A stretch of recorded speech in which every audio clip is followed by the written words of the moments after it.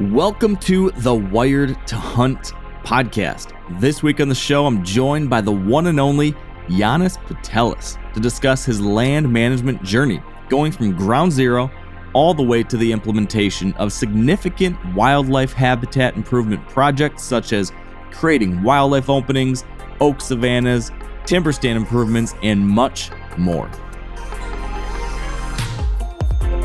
All right, welcome back to the Wired to Hunt podcast, brought to you by First Light. And this week on the show, I'm joined by my good buddy, the one and only, the Latvian Eagle, Mr. Janis Putelis.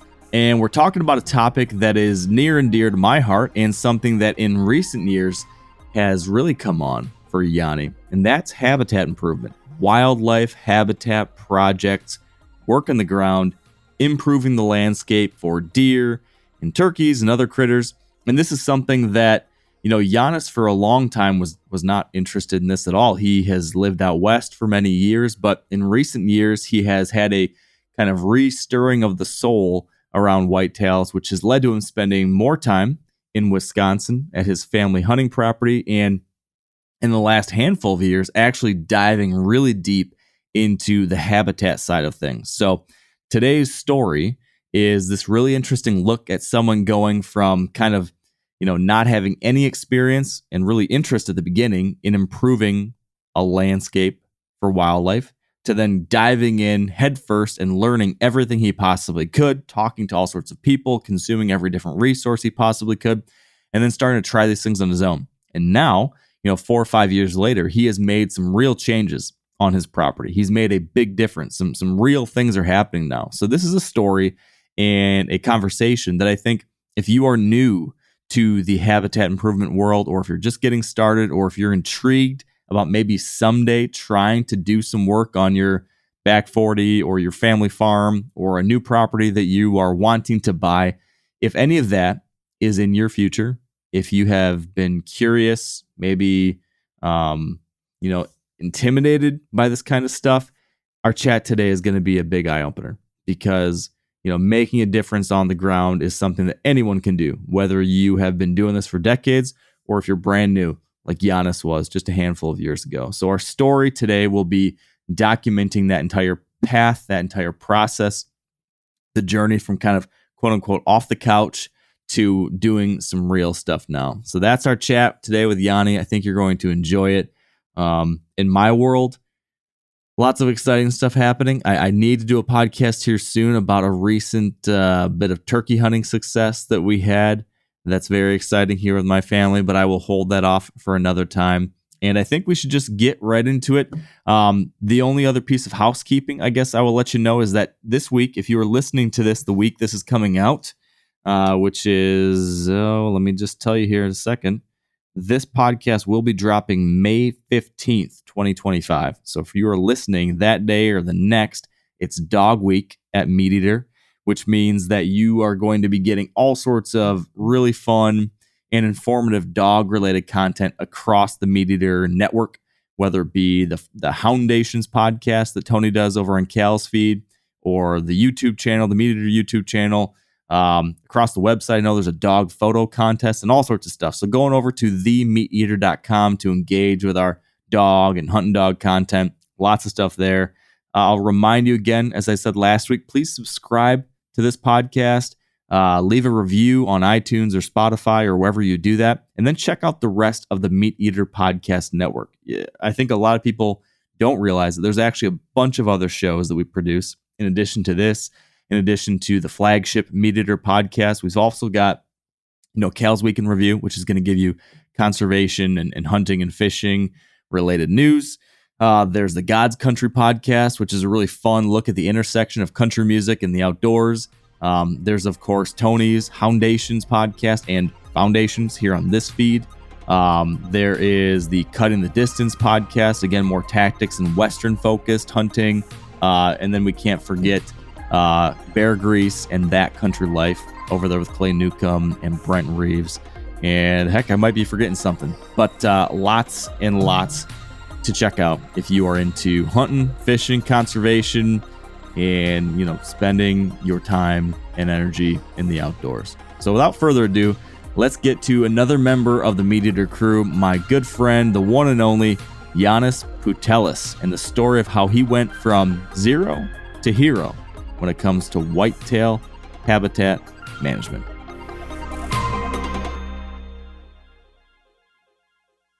All right, with me now on the line is my good pal, Mr. Janis Putelis. Yanni, I enjoy our chats off air, so I'm excited to have one on air here for the first time in a little bit. So, welcome back.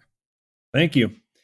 I do as well. I always appreciate that you are willing to take the time. Although as busy as you are, it's almost like trying to get a hold of Steven Ranella. I have to talk to Steve's assistant to just get like a 5-minute convo about what we're doing this weekend with the kids. And I feel like it's becoming that way with you too.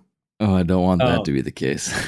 But I know, well, priorities, But I do want to, before we get started, I feel like I owe you an apology because oh, really? Episode 215 of the Wired to Hunt podcast, you had to go way back, but I just found it somewhere. Now I'm not looking. Oh, there it is. Yep.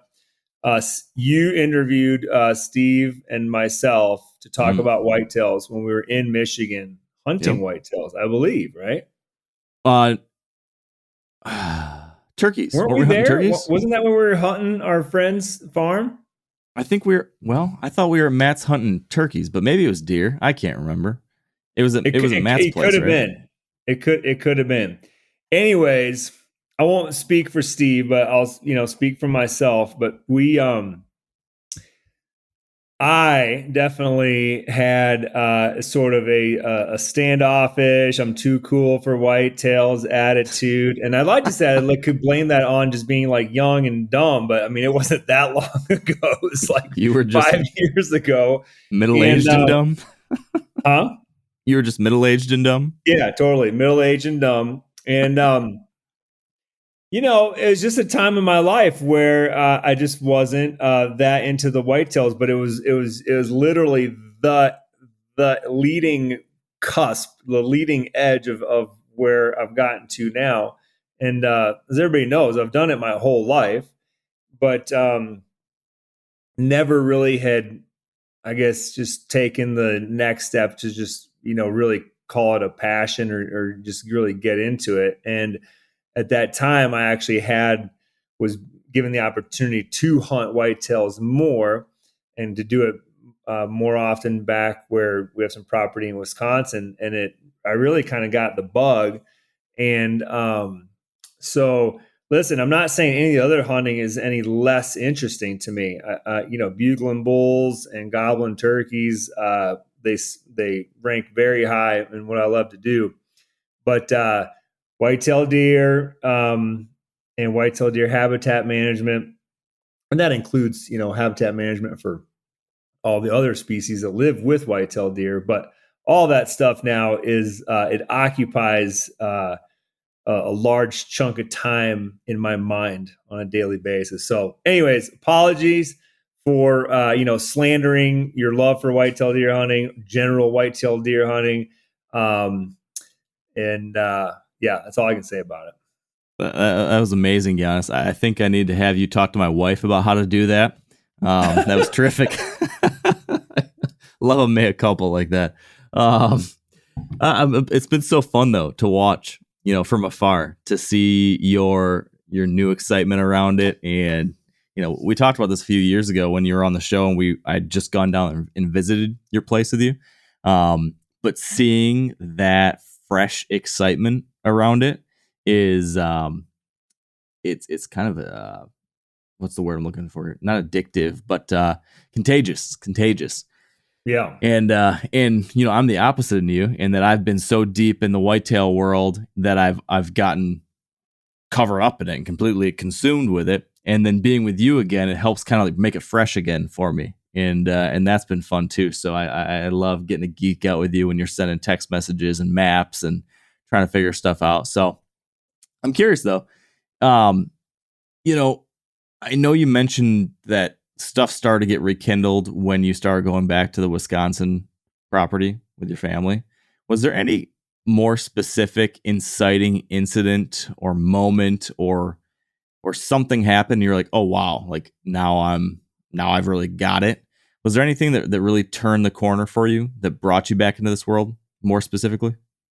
Um, I, I wouldn't say it's one specific incident, but what I've realized about myself is that I like just to have fresh stuff, right? To be working on and stuff that I don't know about. And it's one of those jack of all trades, master of none. Like I'm a pretty good turkey hunter, pretty good elk hunter. Am I as good as, the greats out there? Definitely by no means. But I think that whitetail deer hunting, even though I've been doing it for so long, that jumping into it again with sort of a fresh set of eyes and a fresh amount of time to put towards it, that's really what did it. And then realizing that, oh, I don't really know that much about it. There's a lot to learn here. There's a lot to explore, even just on the same acreage I've been hunting my whole life.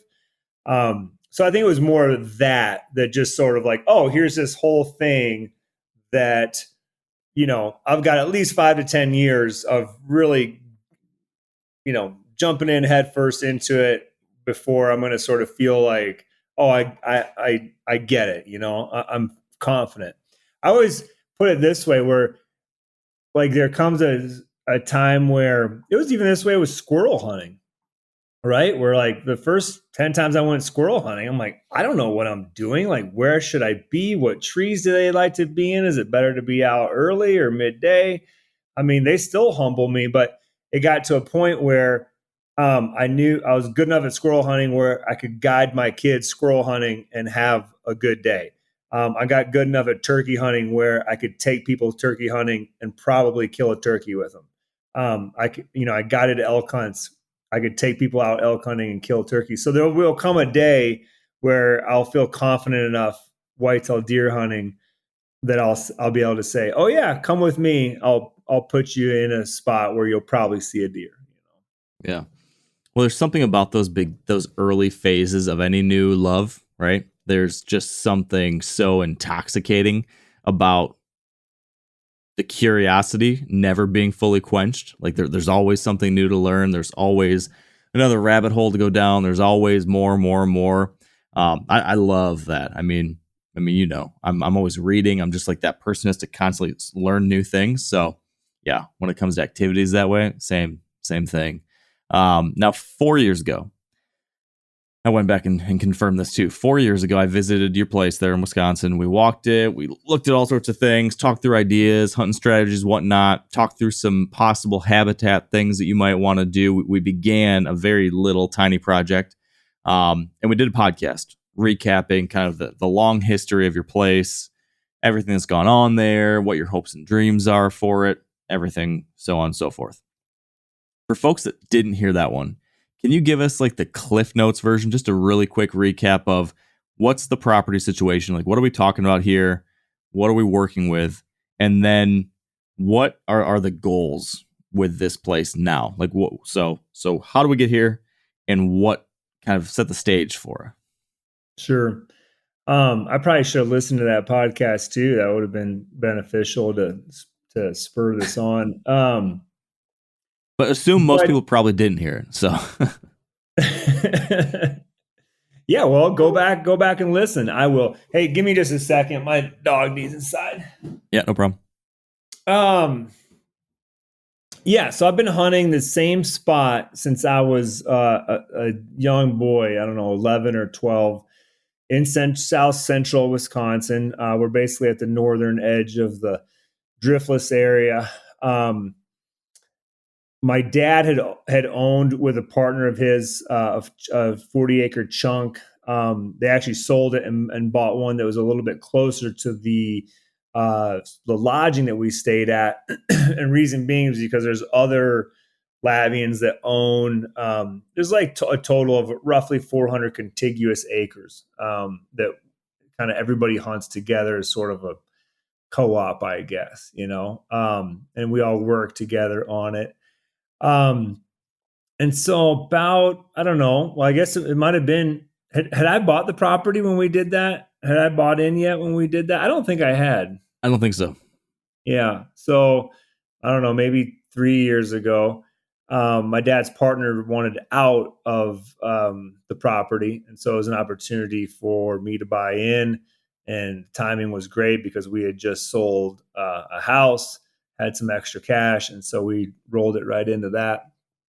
Um, and then basically, immediately, um, my dad hands me this contract that says MFL, Managed Forest Law in Wisconsin. I'm like, what's this?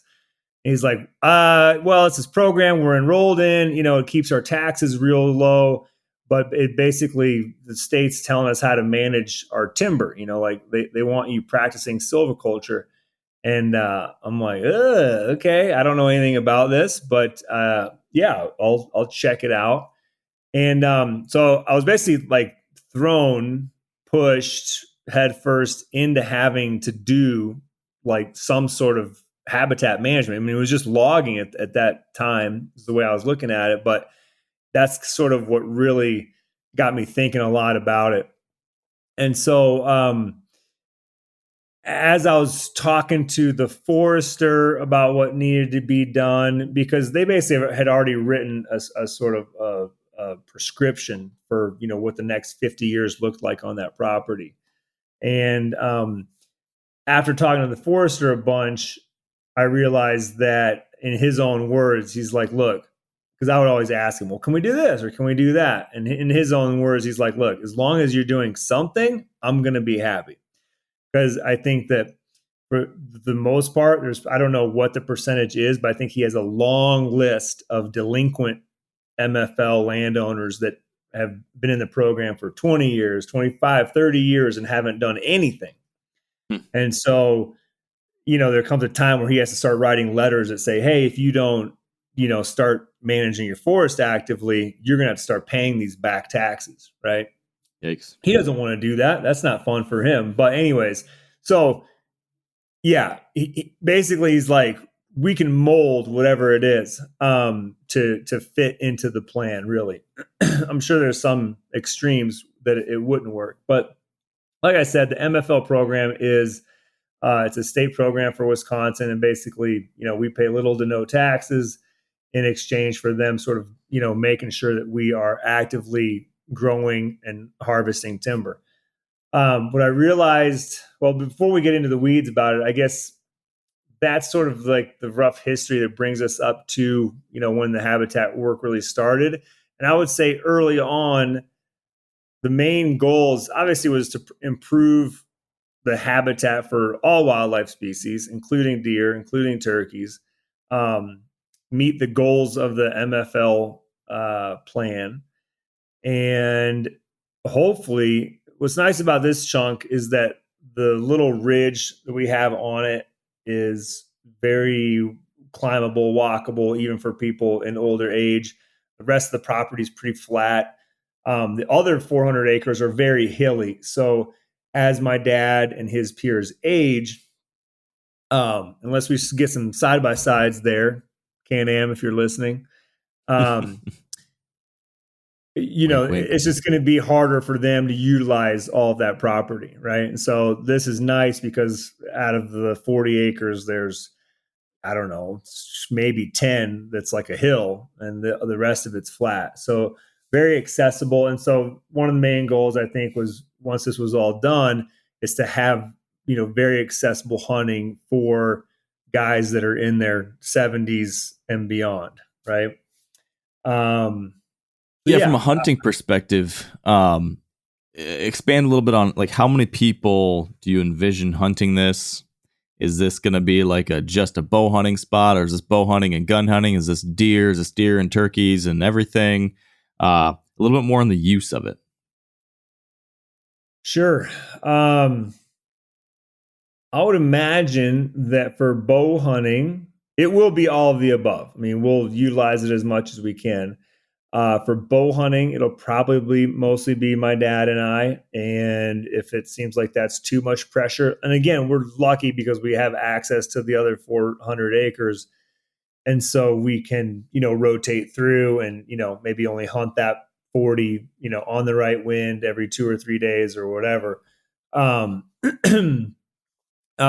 In rifle season, again, if it can hold 2 hunters or 3 hunters and be worthwhile to hunt that way, once the habitat has matured into what I'm hoping, then great, we'll do that. Again, these guys, they hunt 2 to 3 days for the opener of the rifle season, and that's really about it. So yeah, I would say as much as possible. But I'd say the hardcore hunting will happen in bow season when my dad and I are there, usually together, sometime early in November. And I'll give him first dibs, and let him kind of work it. And try to give him as much as advice and direction as I can to hunt it properly, so that if we are holding a good buck, that we don't run him out of there. Yeah. So one of the most common questions that I get from folks, or like little anecdotes I hear from people, kind of in similar shoes to you, is just around, how do I make a plan? How do I figure out what to actually do? Because there's so many possibilities. You hear podcasts, you read articles. There's 1,000 different things you can do, or that people say you should do. And then you're trying to look at your actual piece of ground and figure out, how do I make a priority? How do I make a plan? How do I do this stuff? Coming into this kind of cold turkey the way you were, how did you go about putting together a plan and figuring out what steps to take and in what order? What was that process like for you? Certainly just talking to a lot of people. And that's, started with the MFL forester that works for the state of Wisconsin.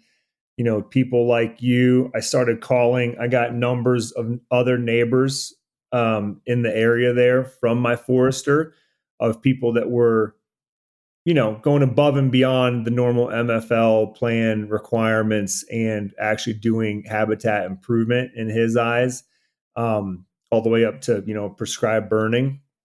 And so talking to neighbors, going there, and then, going to neighbors' places, looking at what they've done, looking at results. I mean, I'm still doing that now. I set up I'm lucky to have so many neighbors that are into this sort of thing and are doing it. But I went to a prescribed burn when I was there just a couple of weeks ago and helped a neighbor out, got to see his place and got to see a prescribed burn in the woods go down. And then we went on another tour on a really big property that, you can almost pick any sort of oak regeneration time frame and oak regeneration style, and sort of the tactics or the processes that were implemented to see and go, oh, here's oak regeneration 5 years out with no fire. Here's oak regeneration with 5 years out with fire. Here's oak regeneration where they did a bunch of forestry mulching, but no fire. And then we went and saw some oak regeneration that was, 10 years old, right? After just a straight clear cut with nothing having been done. So I think just going and seeing, neighboring properties. There's a big group in Wisconsin called the Mississippi Valley Land Conservancy, I believe. And so, they've conserved areas for public use, but they, actively, heavily manage it. And so talking to those guys, because we've been talking about putting our place into a conservation easement too, but talking to them, they're like, oh yeah, there's a place not far from you where we burn often, and there's oak savanna there. And so, I've gone there and looked at that and see what that looks like. Again, I have a lot of resources that probably a little bit more than a lot of people, but talking to people like Jared Van Hees, who has also been there and, wrote me up a very quick sort of plan of, how he would envision it. So yeah, we're definitely forced into it through the MFL plan that I had to do something, and that doing something was a lot of logging. And sort of in a way, that was the plan. I could tweak it. I could be flexible with it, but like we had to log. And a big thing that I learned too, I think that people should know, it gets hard. Like just loggers in general. I think from what I hear, there's more like bad ones than good ones. Um, and I'm not trying to put any loggers under the bus. I got really lucky. I've had a great logger. He's been great to work with. But it's like any home improvement project. It's going to take way longer than you think it is, and they might not be interested in your 40 acres. I mean, if you're covered up in Right. walnut trees and nothing but 100-foot tall white oaks, sure. No matter how big the company is, they're going to come look at it. But I think a lot of these Midwestern closed canopy properties, like ours was, they're probably 60 to 80 years old. They were maybe high graded at some point. And so you get loggers that walk through there and they're like, man, it's really not worth it for me to bring up my equipment to do this, right? You're going to have to find someone smaller that needs to do a smaller job. And it took a while. I mean, I talked to 10 different logging companies and probably had half of them at least come and walk the property. And half of those said no, half said maybe. And then it took, again, getting lucky, talking to Doug Duran, and he recommended a logger. And he said, look, this guy's a little bit more in tune with habitat projects as opposed to just doing logging. And to me, I see a big future in that, where hopefully there's some loggers that can mesh those two as opposed to just coming in and doing the logging work, but that people like us are going to say, hey, yeah, we want it logged, but there's these other things that we want accomplished while the equipment's in here and whatever. And so, yeah,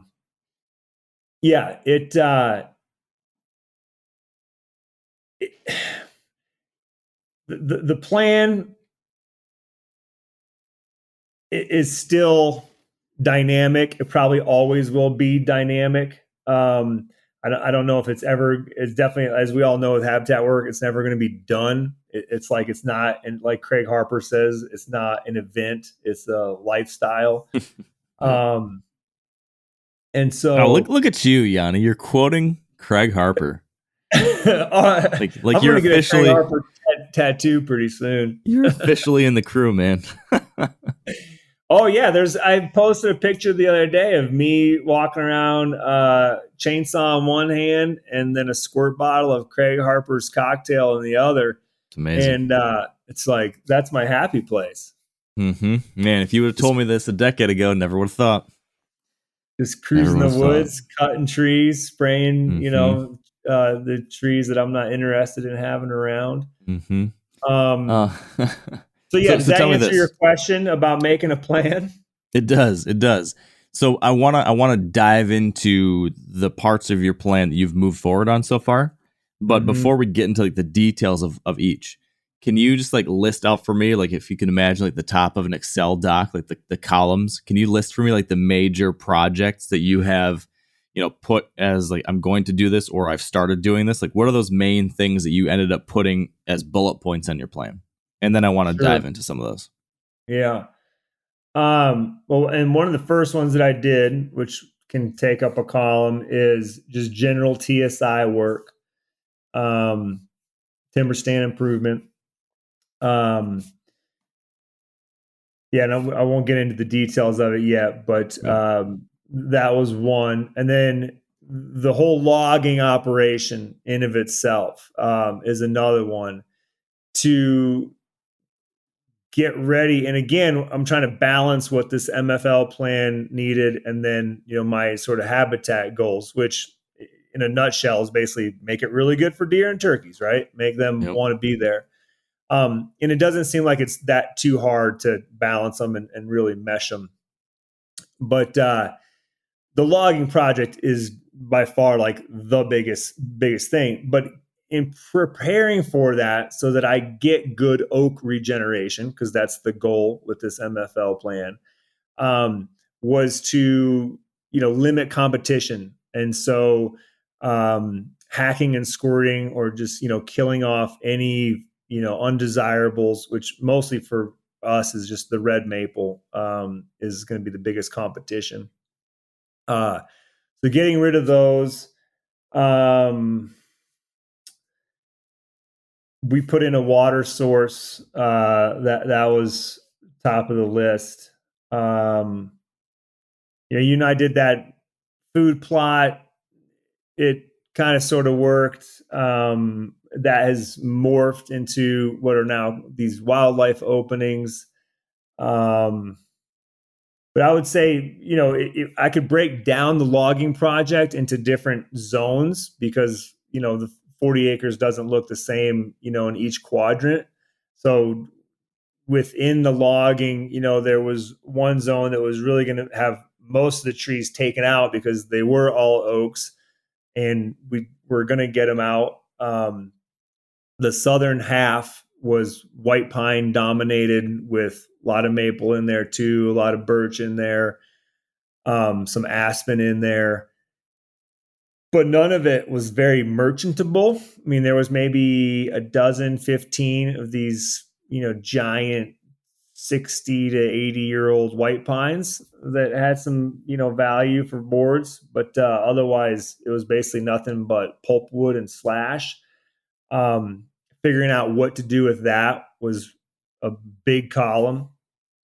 So yeah, I would say and I guess, and again, kind of part of the logging operation, but access and roads / fire breaks was another big one. Okay. So with that logging operation, since that's the big job here. Yeah. You mentioned that you had to, you had a forester already, have a plan, like a prescription, and then you had to go out and call logging companies. You had some of them be willing to come and take a look, and then a smaller percentage of that actually said they would be willing to do it. You finally narrowed it down to the one guy who would be a good fit. What did you guys actually do to then make the decisions about what you just described? Like, in this part, we're going to do this, and in this part, we're going to do this, because that's a big, scary set of decisions to make, I got to believe.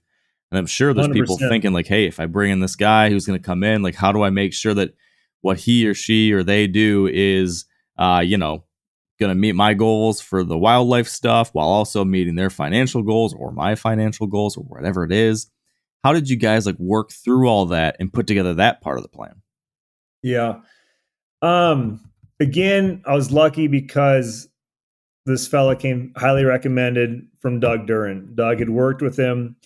And so I feel like I didn't really need to have that another layer of protection, because I think what a lot of people do, and it's recommended, especially if you have a lot of value in your timber, is that you would hire a forester to basically work on your behalf. And so instead of you and the logger just walking through the woods and marking trees not to cut or to cut or whatever, the forester actually goes in there, they do it, and then they take a cut, but they're responsible for basically getting you the most amount of money out of your timber, right? And they do it in a ton of different ways, but like some of them will actually get the work done, and just pay out the logger to get the work done.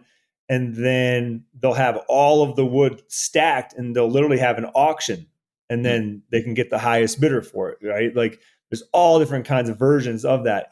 Because we didn't really have that much value, I was just happy to have a logger, first of all, right? And basically all of our, any financial gain that we got from the timber we knew it was going to be completely reinvested back into the property in the form of these wildlife openings and roads and access and fire breaks.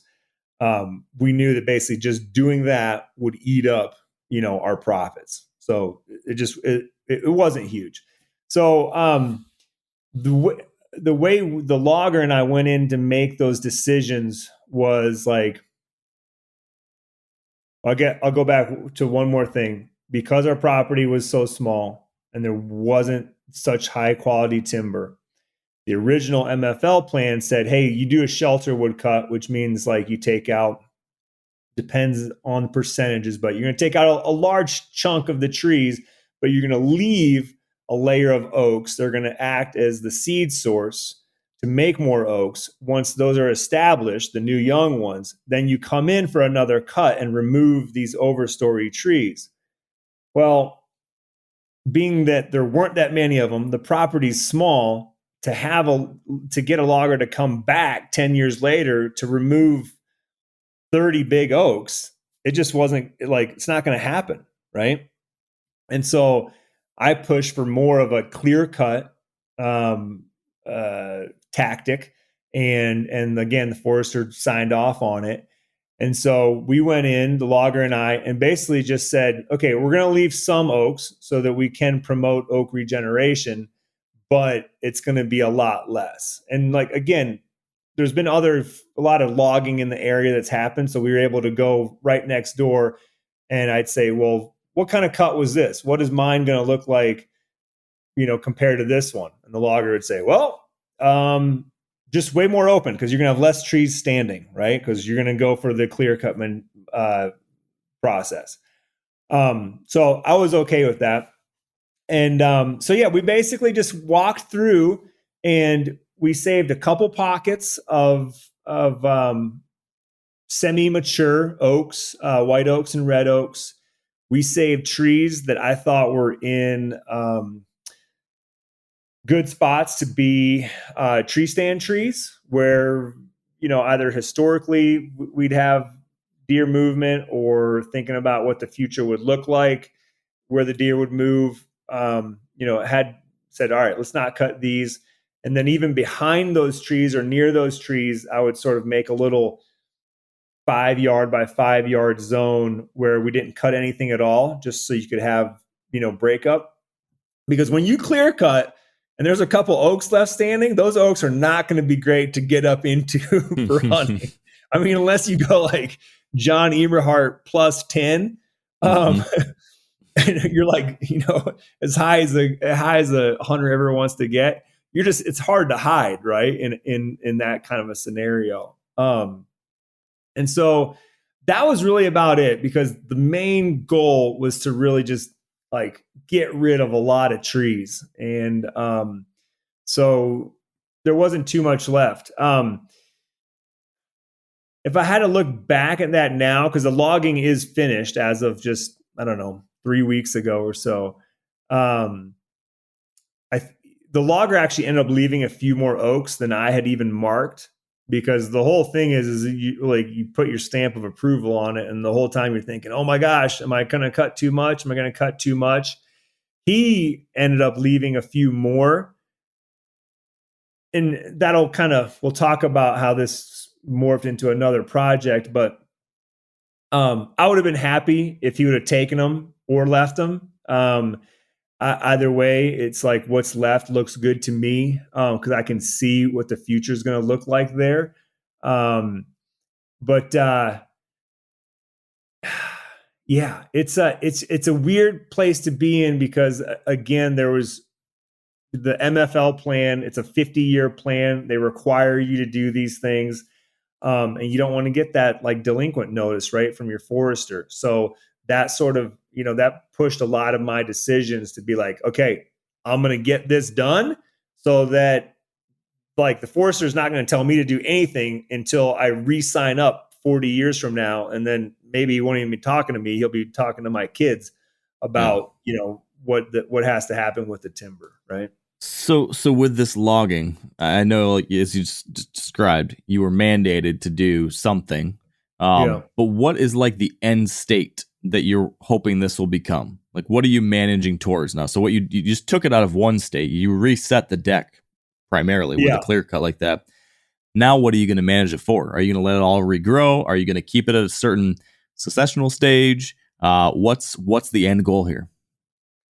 So, and why? Originally, basically with the MFL plan, it's like they just want you to be making trees, right? And your higher value trees are going to be, your oaks and your walnuts. We mostly have oaks.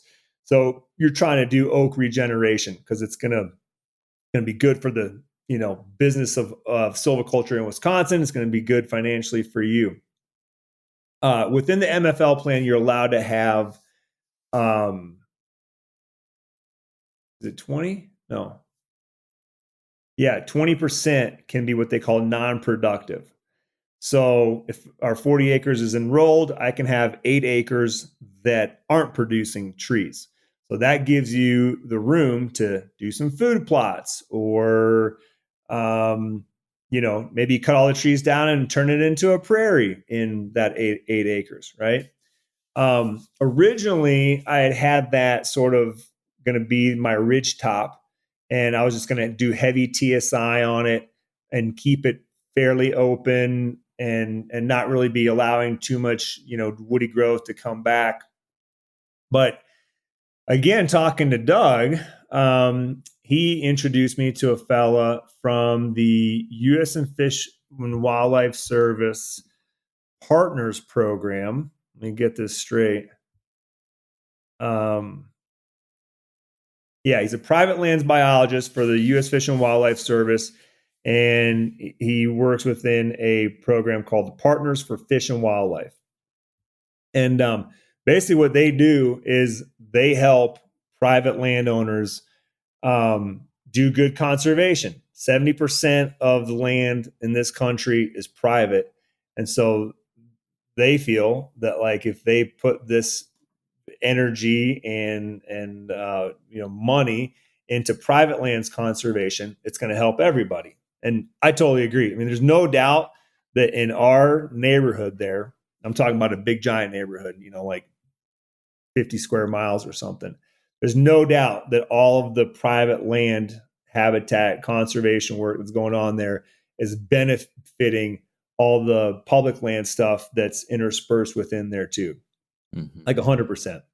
So anyways, he introduced me. I made a phone call. These guys came out, did a walk, and then they came back and said, hey, you have something that we like. Where you happen to cut heavy, where you did this clear cut in the northwest corner, and you only have 5 oaks per acre standing, like that would be a great place to do an oak savanna. Basically, an oak savanna is just that. Like, imagine a forest, but like if a tree falls, it's probably not going to hit another tree. So very open, and the understory is 3 to 5 foot grasses and forbs. I've heard some of these habitat guys say that some of the best deer hunting they've ever experienced has been in oak savannas. Just a lot of benefits, a lot of food, a lot of cover in there. For critters of all types. What's that? For critters of all types too, not just deer. Oh, yeah, 100%. And so these guys wanted to do this project, and the way that it'll work, it's a true partnership where they're like, this is the project. It's going to cost $25,000. We're going to cover half of it, and this is what our half is going to cover. And you need to cover the other half, and you need to take care of these things. The cool part about it is that a lot of it can be what they call in kind. So they might budget, say, $5,000 to burn these giant slash piles that we have now on the property. Well, if you go and burn it yourself and the work gets done, then you don't have to, kick out that money for a contractor to do it. And so I'm on the hook for some stuff like herbicide, buying and then applying, and we're going to need to buy a little bit of equipment to put it out there. But the nice thing was that oak savanna, if you only have these few oaks, like it's not you're not producing oak trees anymore, right? So I had to go to my forester and go like, oh, hey, can this 7 acres be an oak savanna? Because we're not going to be producing oaks anymore, because we're going to be killing any young oaks that come up in the future. And he goes, oh yeah, we'll just move your non-productive from that ridge top, since you're still technically growing, oaks up there. Although you've done some TSI, you've taken out some and dropped them, but you've left a lot of them, and they're going to get bigger. You're growing trees, so we'll just move your non-productive to that oak savanna. And so this really was it was a huge win for me, because early on, like the first thing I wanted to do when I got in there was like, I'm going to do 8 acres of corn and beans, 4 and 4. Just got to figure out how to pull that off. Because I've got neighbors that have that, Right. and like they kill bucks off their corn and beans every year, right? Difference being is they live there, they have farm equipment, they can put it in. I Yeah. live 1,000 miles away. It's a little bit harder to manage. So I was thinking, well, maybe I can trade with a farmer that he'll, take half of it and, leave the other half, things like that. In the end, I decided it wasn't going to work financially. So we were just going to kind of go with a very natural state of these couple 1 acre wildlife openings. Well, when the U.S. Fish and Wildlife Service project kind of came in and said, hey, let's do 5 acres of your oak savanna, I said, well, let's maybe add my 2 1 acre wildlife openings to that project. We'll make it 7, and we'll do all of it as an oak savanna. And so they are going to provide the native forb and grass seed mix that we're going to plant next winter. And so basically, instead of having my 8 acres of corn and soybeans, I've sort of through this whole process ended up at 7 acres of an oak savanna. And I'm going to have unbelievable, forbs and grasses. And I'm a believer now that that's going to be way more valuable than if I did have my 7 or 8 acres of soybeans and corn. Mostly because I think it's going to be a little bit more year round source of food cover versus the corn and soybeans having a much more limited time frame when they're really valuable. So yeah, that's been super exciting. That is what now 7 acres of this 40 is going to be oak savanna, and it's going to be absolutely awesome. Whoa. Some big old bird of prey just, I think, maybe knocked like a chickadee or something out of a fir tree outside my window. It looked pretty exciting what I could see there. Sorry for the interruption. It's always an adventure outside the window in Bozeman. Oh, it totally is. Okay, so there's 7 acres, right? Oak savanna. Yep. I don't know. I've never owned an oak savanna. I've never really hunted an oak savanna, so I can't tell you how we're going to hunt an oak savanna. I know it's going to be a huge attractant. I know there's going to be deer feeding in there. There's going to be deer bedding in there. So how we hunt it, I don't know yet. What do you have to do to make it, though? You mentioned that they're going to plant forbs and grasses, and you mentioned that you've got to apply herbicide. Yeah. But is that it? Is it just going to be there to come in, they're going to plant, and then you're going to do an herbicide treatment or two, or what does ongoing management look like? So basically there was this, the perimeter edge is fuzzy, right, where it starts and ends. But there's basically this northwest quadrant that was, dang near clear cut, but a few oaks left, but there was slash everywhere. So one of the first things that happened was a contractor came in and made these big slash piles that are going to be burned this upcoming winter, so that when we seed, all of it can be seeded, right? We are going to do 2 herbicide treatments and basically chemically burn it this summer. And is that a full like Roundup, non-selective herbicide, kill everything? The biologist is going to come, and once we have, I don't know, 8 inches, a foot of growth, and he can see what sort of what's the competition is going to be, what's coming up in this clear cut that's responding to all this sunlight now. They're going to come in and see what's there, and then they're going to give the recommendation of what kind of herbicide to buy and use. So okay. I should know that in the next month. So yeah, we'll basically do 2 big sprays. The second spray might be only spot spraying. We'll see. But you basically want to nuke it so that, the seeds that we put in have limited competition. So we'll burn the piles over the winter, and then frost seed late winter. And then it's basically a waiting game. The way they described it was with these seeds for to fill in the understory. It's a 3-year process, and the first year it sleeps, the second year it creeps, the third year it leaps. So the first year, you really don't see much. It's frustrating because you're like, it's hard to wait another 365 days. And then the second year, it's kind of creeping along. You see some response. And then he's like, the third year, you'll have stuff that's over your head, and it'll be flourishing. So that is basically, well, that's to make it to that point, and then it'll go into a fire cycle where we will, I don't know if it'll be every year or every other year, but we will burn that.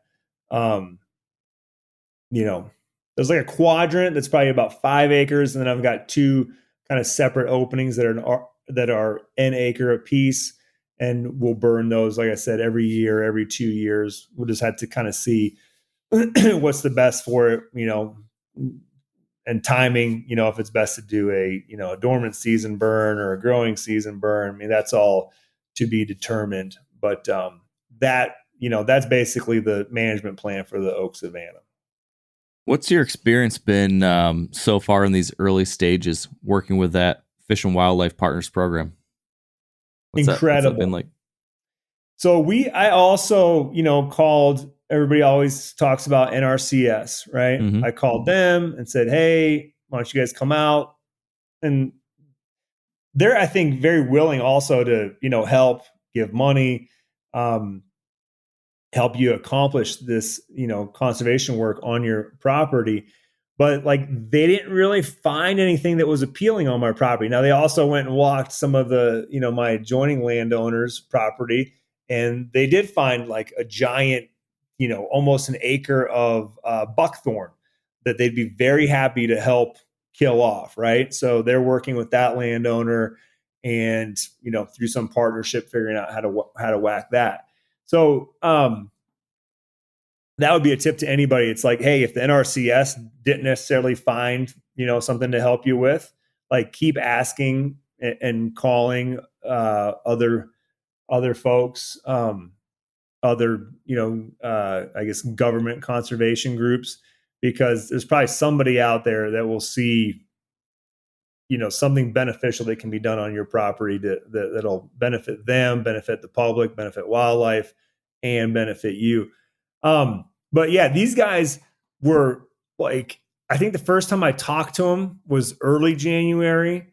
And then by late January, they had walked it. They had sent me a proposal.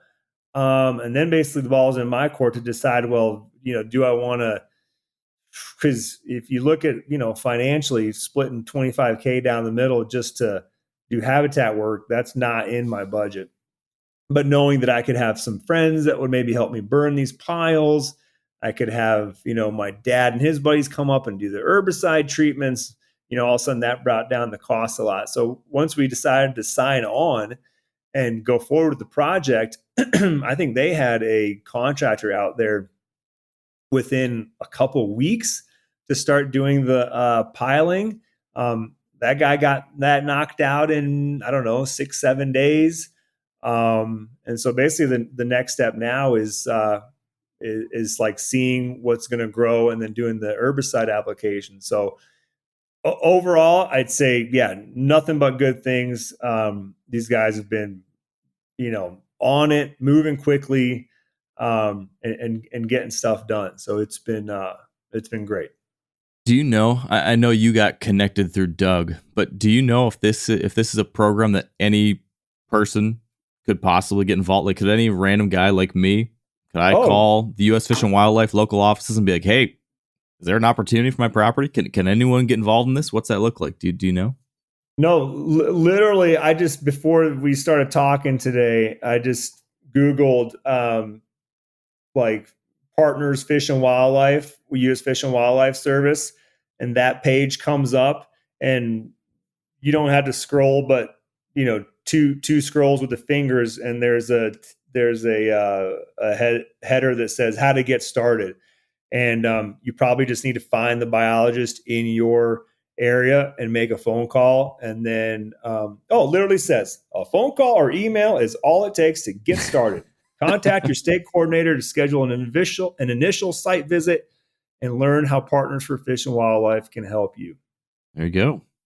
And it's great. It's a great page because it like there's like laws and regulations around this, legislation and economic impact, and it's all there so you can see like the benefits of why the government might want to help private landowners make better habitat. Yeah. So that's your big one. I mean, this project, the oak savannas, the clear cut, the logging there, that's going to change everything on that property. It's already changed it. I mean, a clear cut is it's a change, all right, Yes, and, you got to see it for the first time just a couple weeks ago, right? Yeah, exactly.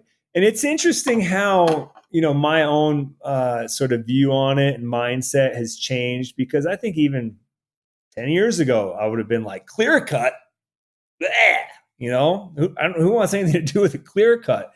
And now I'm like proud to have Steve call me clear cut Yanni. But it's interesting, we invite the neighbors over, for a beer or whatever and chit chat. And I've had a couple neighbors be like, what are you doing? Like very skeptical about like, I'm not going to do that to my woods. Look over there. It's beautiful 60 to 80-year-old trees. And I love the fall colors and all that. I'm like, hey, if that's what you want, there's nothing wrong with it. If you wanted to produce higher timber value, you might want to go in there and, cut some of the ones down so you can let the good ones flourish. But it's not the best habitat, right? Like when you can walk through there, I don't know who said this one, but this is a great way to look at it. But like, if you can walk through your woods in like shorts and flip-flops and comfortably just cruise around, this is not good for wildlife, right? Yeah. Like you want the kind of habitat where you're like, oh, I better put on some Carhartts and my work boots and definitely long sleeve shirt if I'm going to go just marching through there. Like that's where the deer and everything else wants to be, right? So it's been interesting because, it makes you question it yourself. Like, am I doing the right thing, right? And obviously I've never done it. So I'm sort of just banking on what I'm believing, that in 3 to 5 years, we're really going to see the responses to all of it. But major change. But I will say that, so we have like, again, the 7 acres of this oak savanna and these 2 wildlife openings are connected. But I was telling you earlier, the whole southern half was just this, and you saw it. To me, it looked like a wildlife desert. It was just these, it had been pretty close to clear cut in the early 90s. And then it was just this nothing but, 3 to 6 inch white pines, aspens, maples, some oaks mixed in, and just like all competing against each other, had never been thinned. And the understory was nothing. Like if you got down at, deer level, you could pretty much see across the whole property. Right. And sure, there was a few trails going through there. You'd find a couple scrapes, but the deer were not hanging out there by any means. It was pass through territory for sure. Yeah, pass through. That's a good way to put it. So that one, probably that section, that 20 acres probably took the most thinking than any other section of like what's going to be the plan? How are we going to accomplish this? Because most of it's non-merchantable timber, right? So again, you're like, oh, I have a logger here, but probably he would rather not touch that 20 acres at all. Just work in the northern 20 acres, work with giant oaks and giant aspens, maybe a few big maples, take those nice big trees out and be done with it. Like when they're looking at pulp, number one, the pulp market kind of stinks right now. So like just finding a place to get rid of the pulp wasn't easy. And then like the logger told me when we did a walkthrough when I was there, he spent 80 hours in a harvester, that's the machine that has the big arm that can grab the tree, cut the tree, and then measure it and cut whatever lengths you've set it to cut at. He spent 80 hours cutting and stacking non-merchantable timber. Okay, so 2 full weeks. And I forget what he says he charges per hour sitting in that machine, but it's in the hundreds of dollars, right? So do the math. I think that, he's massaging it because he wants me to be happy, but I keep telling him like, look, man, I don't want you to go broke doing this project. So we need to, find the happy medium. Um, and there was all kinds of ideas, thrown around. It was like, well, don't do anything, and you're just going to have to do it by hand, which is like, oh my gosh, 20 acres with me and a saw, like that's, who knows how many Yikes. years of work that would take. Matt Ross from the NDA was like, just do strips, do like a big turkey foot. You could like sit in one spot and look down strips and kind of hunt the whole thing that way, and then you'll limit it. Because everybody thought like if you actually clear cut it and you can take out your pulpwood, you're still going to have so much slash on the ground that regeneration is going to be tough. Critters moving through it is going to be tough. Well, in the end, I talked my logger into basically like, I'm like, okay, take out all the pines, all the, maples, basically anything that wasn't an oak. And we'll just try to get rid of it through the pulp market. Anything left, we'll try to pile as best we can, and then we'll try to burn these piles. And he executed again as best that he could. It definitely cost him a little bit, and again, I don't want the guy to go in the red on it, but there's so many oaks left. The positive of it is that there's so many 4 to 8 inch oaks left that it almost doesn't look like a clear cut. It just looks like an oak stand that's only 15 to 20 years old, even though it's actually 30. But because these oaks were suppressed by all this competition, they didn't get big. So I'm going to say in a year or two, what's left is they're going to really just pop, and we're going to have, it's going to be thicker than an oak savanna, maybe an oak woodland, because there's definitely some spots where there were no oaks. And so you got an acre or two that's just going to be open and stuff coming up. The cool thing about it is because we're chemically burning this oak savanna and it's not going to really come to fruition for 3 years, the southern half where we've got these, whatever they are, 30, 40 foot skinny oaks standing, we've got these 2 wildlife openings in there that will be planted with this grass, but everything in between that is like slash piles, some debris on the ground, like whatever's going to grow now with all the sunlight, it's going to go bananas in there. We're not going to really touch that. I think even just this fall, like it's going to produce amazing bedding cover and food, right? Like that's going to be, if you're going to hunt R40, like you're probably going to want to concentrate in that southern 20 because it's going to have the cover, it's going to have the thickness, it's going to have food that the deer are going to want to be hanging out in. They're not going to hang out where, it's been nuked by chemicals for, twice and there's really nothing growing, right? So I'm pretty excited about it. That's the one where we don't really know what it's going to look like. I mean, again, there's plenty of oaks standing where I'm like, oh, that's pretty cool. Like it's not a full clear cut. There's a lot of trees standing. They're going to flourish now because they have no competition. Hopefully they'll start throwing some acorns and we'll get some oak regeneration coming up in there. And it's going to be thick, which is great, right? Like I'm going to have this oak savanna that's going to be a little bit more prairie grassy. And then I'm going to have hopefully this just crazy thick slash pile oak regeneration stuff that's it's going to be nasty where like you're not going to want to walk through it. But again, we reinvested all of our profits back into the access. And that's kind of what brings it all together is that right now the bulldozer's in there and we're going to have it's a square.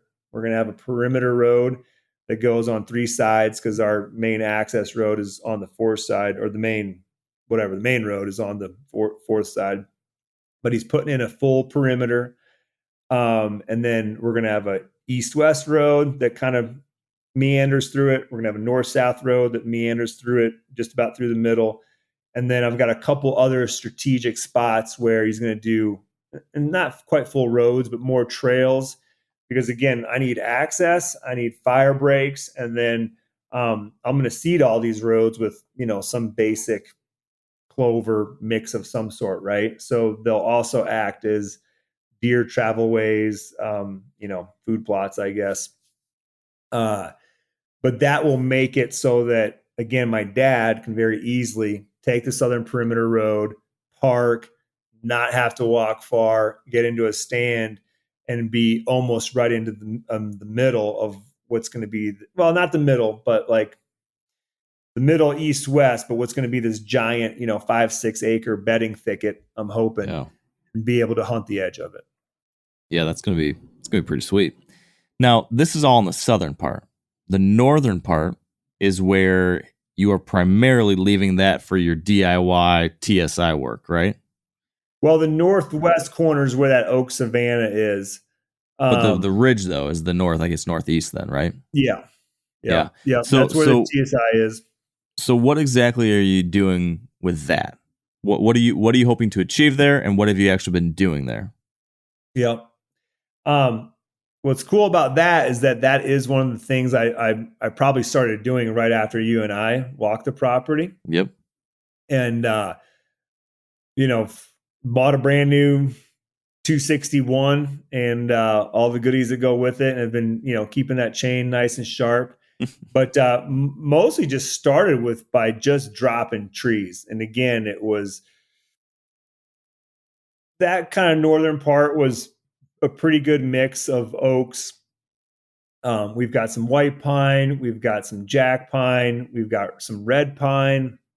There are some maples in there too, not so much on the ridge because I don't think that soil is great for those maples. But really just getting rid of, I went what again felt like a lot. And now when you go back there, you go, oh, I could probably still do more. But I don't know if I quite reached 50%, like right on the ridge top. But it was a spot where because of canopy and the way the ridge top rolls a little bit, you couldn't really see from one end to the other. But now you can. It's open enough now. And I mean, obviously the understory's coming up, but it's open enough that you can see through there. And that's an interesting thing too, that it takes a while to understand. Is like the difference between being able to see like a whole ridge top as a human standing there with my eyes at 6 feet roughly, or getting up into a tree 10 or 20 feet. Like as long as it's thick from 4 feet down low, the deer are going to love it. Right. And sometimes you can look at it and go, oh, but it's so wide open and I can see all of it. But all you got to do is like crouch down to 3 or 4 feet and you're like, oh, no, I can't actually see all of it. And this is what they're talking about with that understory coming in and being thick and the deer being happy and feeling secure in here.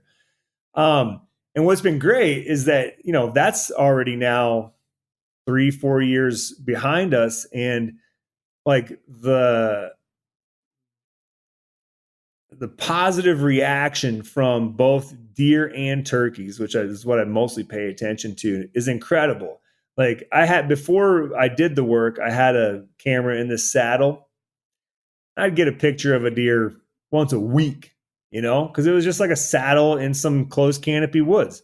It wasn't really a saddle that connected to major whatever food sources or bedding areas or nothing. It was just like kind of a random saddle.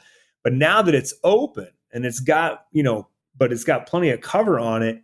Like there's deer pictures on it almost every day. There's turkey pictures on it every 2 or 3 days. And like just this morning, I was looking at my Moultrie app and there's a doe bedded like right in front of the, camera.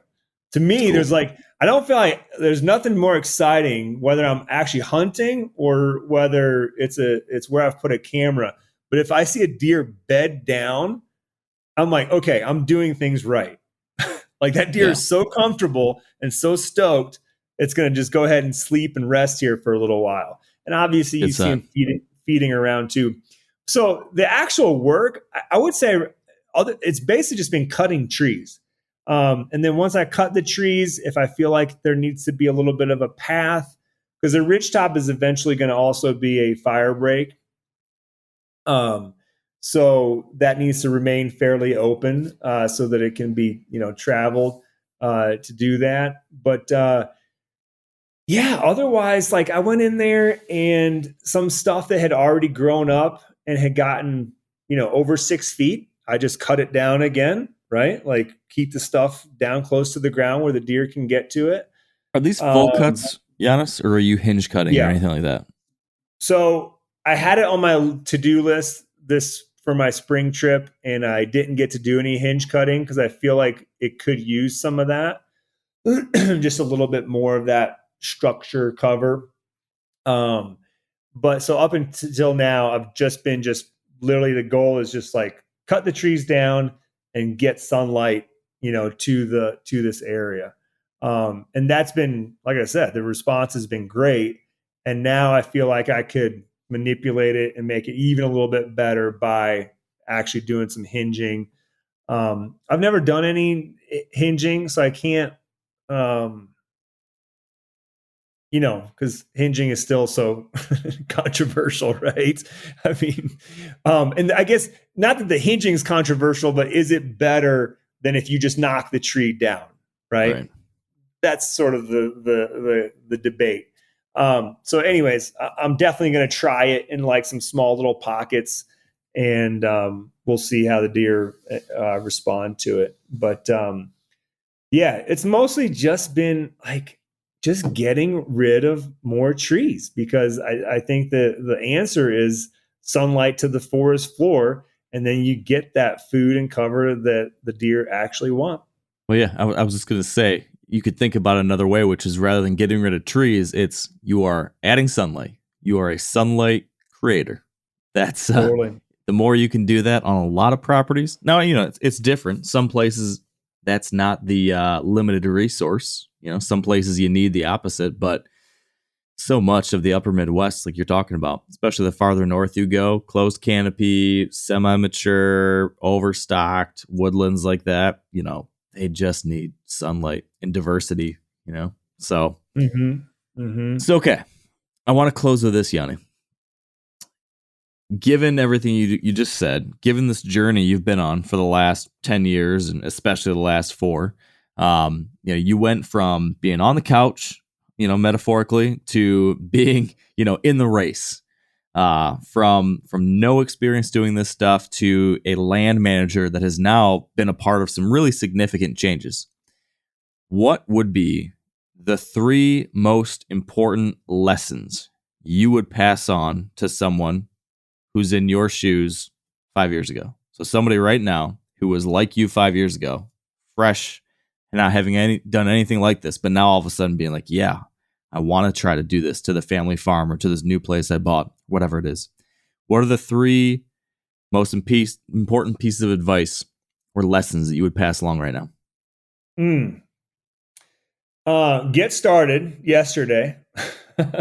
Yeah. Because it takes time. All of it is more work than you think it's going to be. I always show up for our spring work trip with like a list so long, and I end up getting through, a quarter or a third of it. And a lot of it is little dinky things like, oh yeah, go move some cameras around, or go spray some roads with 4 gallons of herbicide or whatever. But it's like, yeah, if you're going to see anything get done, like get started. Don't be scared to cut trees. Make sure you got yourself a nice chainsaw, learn how to use it properly, read that book, How to Fell a Tree, and get started doing that. I don't think that one person with, because again, it's scary just to start cutting trees down, but you need to identify what trees you're cutting. But like for me, it's like I could just walk through the woods and cut hundreds of red maples a day, and I'm not going to be doing any kind of negative thing. It's all going to be positive, and I'm not going to mess anything up, right? So like identify what it is that you feel like you can't screw up, because the first time Doug Duran walked the place with me after I'd done TSI, he's like, man, cutting a lot of oaks down, and I'm like, well, like if that's all there is and you want to get sunlight to the forest floor, you're going to have to cut some oaks, right? So what do? You pick like the crooked oaks or the ones that don't look like they're producing. If you have time, you could like wait till a good acorn year and go, oh, this one's got great acorns, these 3 don't, and you cut the ones that aren't producing.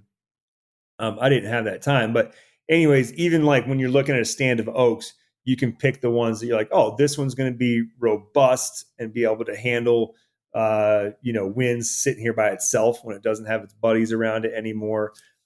Might be a great tree stand tree because it's straight or it's got a nice branch coming off of it that'll help hide you. So yeah, number 1 would be get started. Number 2, I think like call around and just talk to a lot of people. Because that's been so helpful, man. I know I'd probably heard Craig Harper's name before, but one of my neighbors, as soon as after I had talked to him on the phone the first time, he sent me a couple pictures. He's like, these are my favorite books. And one was like a guide to Wisconsin's wildflowers and forbs. And then the other one was Craig Harper's book. And he's like, if you get these 2, you're going to be getting, so I just feel like the amount of advice that's out there for free, just by calling your neighbors, and, it's always a great thing to do is to know your neighbors. But just ask around, get people that are into this are very happy to, I think, help others most of the time. So when you talk to them, they're probably going to offer like, hey, I would love to come out to your place and walk it with you, Mark. And then, I mean, before we started logging, I bet you I had at least 6 different people that I did that with. Each one of them looks at it a little bit different. But you also hear recurring themes. And once like the 4th person says like, yeah, definitely do this. Like, that's the thing. You're like, all right, got it. Like I'll start there. Call around, talk to a lot of people, call the NRCS, call these private lands biologists. There's a lot of help out there for you. You just got to put in the effort and make some connections.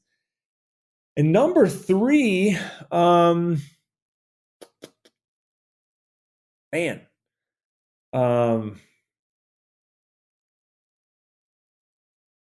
don't know. There's so many little bitty things that I can give as sort of hot tips. I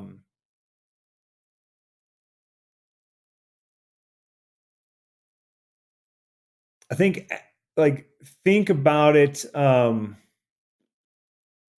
guess holistically, where the logging has been a sort of a big part, and but there's also the habitat.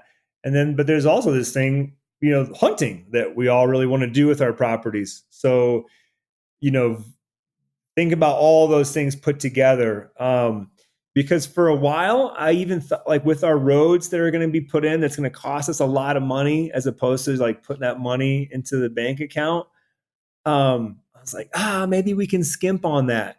But now realizing what those roads are going to give us and what that access is going to give us and comparing it to what the access was like, where you really couldn't get into these spots properly and be able to hunt it from the outside in. I'm glad I thought about that a lot. A lot of people mention that, and it's again a recurring theme. People walk it and they're like, oh, well, if you can, make sure you put in a perimeter road. It's going to do you big time. So, I guess I would just, make sure that even if you're just looking at like logging, or even if you're just looking at putting in this, try to always step back and look at it holistically and see how the whole thing is going to work. And, not just your property, but holistically with like the next mile out. I think it's so easy to always be staring at Onyx and only looking at 40 acres and thinking like, oh, on my 40, the deer are going to bed here and they're going to come here to drink and then they're going to come here to eat. And the bucks are always going to do this when they're checking my little bedding area. But it helps so much to go, okay, well, let's bump it out a half a mile and then think about how like really it's not even the big picture. It's the picture, because the deer aren't going to live on your 40 acres. The buck's not going to only be cruising does on your 40 acres. He's going to be cruising a much bigger area around it. And then think about how more of that flows, how did the deer flow from, a mile that way through your place and a mile the other way, or however it works. that's been helpful, and that's definitely I think it's influenced decisions that we've made, um, because yeah, because it's like you're always saying, like, what don't the neighbors have, right? Yep. Um, and if you're not thinking about it that way, because that's the thing with the corn and soybeans, we've got like, I don't know how big those fields are, but there's, 2, 3 fields that are probably, a couple hundred acres of corn and soybeans every year. Like, are my corn and soybeans really going to be that attractive when right across the Yeah. street there's that? Give them But something no different. one has around there is an oak savanna. Yep. Yep. So I love it.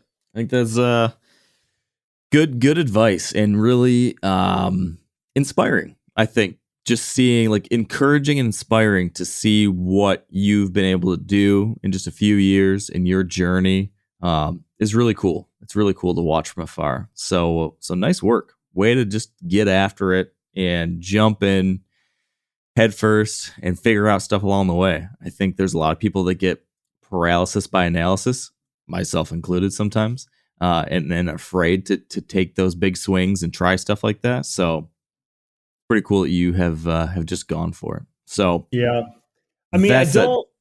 It just doesn't seem like any, because the mentality is, even my kids, like, they joke, even though I talk to them a lot of time, they're like, "You're doing deforestation," and I'm like, "No, we're not." That's what happens down in the Amazon when they're clearing, hundreds of thousands of acres and burning it so they can run cattle, right? Yeah. Um, that's that, and this is different. Like, we're actually, what we're creating does way more for, flipping carbon dioxide back to oxygen than just the standing trees that were there alone, right? And so yeah, I guess, like, don't be scared to cut trees down. It's Yeah, the it's just scale. it's so beneficial. It's so beneficial, and, like, it's going to be so good for your deer hunting. If that's really what your goal is. Yeah, and if that kind of thing scares you, or you're, still don't quite see how that can be beneficial. We had a really good chat about this a couple weeks ago with Ethan Tapper, and he spoke kind of about this, how there's a time and a place for leaving stuff untouched and growing as mature forests, and there's a time and a place for restarting the cycle and adding diversity and managing in this kind of way. And what you're talking about, Janis, is a great example of the latter. So lots lots to learn there, but to your point, give it a shot. Try some of this stuff, learn, ask questions, call around, and start yesterday. So, Giannis, if folks want to see the stuff you're doing these days, you haven't yet done anything big around the habitat that I've seen, but folks want to see your content, your hunting films, your latest cooking exploits, anything like that, where could folks see all that, connect with all that? Oh, it's all mixed up there on the old MeatEater YouTube channel, really, for the most part, about most of it. My hunts, there's different iterations of titles these days, so you can just search my name. And there's been some hunts that have happened on that property. I actually haven't hunted on camera on our 40 yet. Again, I often give my dad kind of first dibs there, and I hunt the neighboring stuff. But yeah, just search my name on YouTube, and you'll see content. We do have a new cooking show on MeatEater called MeatEater Roasts, and seems like folks have been liking it. It's a very lighthearted cooking competition show where we have two of our crew members cooking, and then we have two crew members. Sometimes we invite folks from outside of our crew to judge them, and then I sort of just try to steer the conversation in between and have fun. And kind of the gist of it is they don't know what they're cooking with until I reveal it. So they sort of have a mystery chunk of meat, and then they have some amount of time to cook a meal out of it. And so far, man, I tell you, I've been really impressed and really inspired, actually, by a lot of the meals that have been made in 90 minutes. Um, to the point where I've probably made, like, I know I made Corinne's stir fry one time. I made Spencer's pot stickers. I made Seth's smash burgers. And it's great to just see, like, even though I make smash burgers, it's like, oh, Seth did this, and it was a little bit different. So, it's been educational. Cool. And like I said, people have been liking it. So check that out. It's called MeatEater Roasts. That too is on the MeatEater YouTube channel. You can hear me on the MeatEater podcast, MeatEater Trivia sometimes. But as far as the habitat stuff goes, really, I've just posted videos on my Instagram of doing stuff. It's as much as I'm enthralled with it and so passionate about it, it's hard to make habitat work sexy. You know what I mean? It's just like there's a niche group of people that are like really into it and will watch. Like I'll watch a video on YouTube with some people burning an oak savanna, right? Doesn't do it for everyone though. Yeah, it doesn't do it for everybody. But yeah, you can kind of follow along with what we're doing over there. So yeah, now basically because all the major work has been done. I say that and then I think, well, not really, but the logging has been done. And so now it's a little bit of a waiting period to just kind of see how everything is going to respond. Which obviously I'm super excited about. It's very hard being 1,000 miles away. I constantly deal with FOMO, the fact that I can't just swing over there and just see how the oaks are budding out or whatever. Have you started strategically placing your cell cameras yet to just give you views of habitat changes? Do you have like a savanna cam and a clear cut cam or anything like that yet? Oh, for sure. For sure. Yeah. I mean, obviously they're in spots where they're going to catch some animal movement too, but yeah, no doubt. And it's amazing too, even without there's a couple spots where they did some stump grinding and some mulching. And so it's very flat and clear. And like the turkey gobblers have been strutting in there like crazy, and they didn't used to strut there when it was a closed canopy forest. And, so yeah, for sure. It's great to see. But the problem is, again, you're getting such a sliver of what's actually going on there. Like I can't zoom in on my cameras to be like, oh, that is goldenrod growing, or that's little blue stem growing. I'm just like, it's grass, I think. But yeah, it's funny doing all this stuff and being so into it. Again, I kind of give first dibs to my dad, the other old guys. Like if my kids are going to want to hunt it, sure.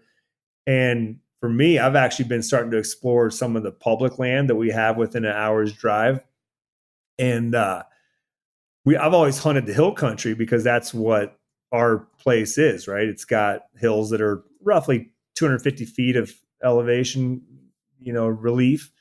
And a lot of this public land around there is swampy and flat. And so it's like a whole new adventure for me. Like I haven't quite run into a spot where you need waders. I've gotten close. But I tell you what, it's been almost easier for me, I feel like, to learn and pick out where I want to hunt because it seems like the deer trails are just like more pronounced. Like in the hill country, it just seems like those jokers are just anywhere they want to go. Where in this swamp country, I'm like, oh, they're not going to go there because that's a lake. And they're not going to go there because it's wide open. So, oh, here's a great funnel and here's 3 trails going through it. Oh, great place to get into a tree, and clear out a couple of shooting lanes. So, well, it's pretty cool that you've got a spot though where you have that diversity of options, both, to keep it fresh, to learn new places, and just to kind of figure out what works. But I gotta say, Janis, you should make a point to let old Papa Janis slide on over and give you a seat on the 40 so you can see the fruits of your labor a little bit this fall. You got to try to hunt it at least a time or two and see what's happening there. We will, if for no other reason, because we want to see the updates. Yeah, for sure. Yeah, it'd be good to get a first person report. What am I trying to say? Yeah. First person I think I know what you're trying to say, but I don't know the words either, Yanni. In person. In person. Yeah. Thank you. Well, my friend, I appreciate you sharing this with us. I'm excited for you. No problem. Super fun to watch this from afar. We didn't get to half the stuff that I had written down in my notes, but let's save that for another time. We never do. There's always way more to cover than we can get through in a decent time on these things. So thanks for doing this, Yanni. Let's touch base again when we've got another year or two of progress and you can tell us all the things you did wrong and what you do different next time. It was a pleasure, Mark, as always. Thank you. Thanks, buddy.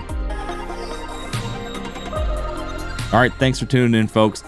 I enjoyed this one with my buddy Yanni. I hope you did too. Hopefully it inspired some of you to give this stuff a try, to dive into the world of wildlife habitat improvement, to do some good out there on the ground that has done so much good for you. So without any further ado, I'm going to wrap it up. Thanks again for being here. And until next time, stay wired to hunt.